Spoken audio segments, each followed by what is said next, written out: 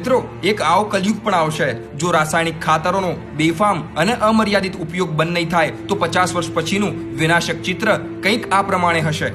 લોકો અનાજને બદલે દવાઓ વધારે ખાતા હશે, મહોલ્લે દવાખાનાઓ હશે, લોકોની આવકનો મોટો ભાગ ડોક્ટરો અને દવાઓ પાછળ ખર્ચાશે। ગર્ભસ્થ શિશુઓ તથા નવજાત બાળકો પણ ડાયાબિટીસ, બ્લડ પ્રેશર, શ્વાસ તેમજ કેન્સર જેવી ગંભીર બીમારીઓનો ભોગ બનશે। ડોક્ટરો અને દવાના વેપારીઓ પૈસાદાર બનશે।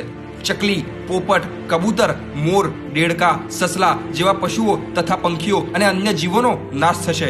પક્ષીઓને પણ ડાયનાસોરની જેમ બાળકોને ચિત્રો દ્વારા બતાવવા પડશે। લોકોને ઓક્સિજનના સિલિન્ડરો ખભે ભરાવીને ફરવું પડશે। ગલીએ ઓક્સિજનના બૂથ ઊભા કરવા પડશે। શમશાનો અને કબ્રસ્તાનોની સંખ્યા વધશે। લોકોના કદ અને વજન ઘટશે, રોગો વધશે, રોગ પ્રતિકારક શક્તિ ઘટશે। જો આ જ પ્રમાણે રાસાયણિક ખાતરોનો બેફામ ઉપયોગ ચાલુ રહેશે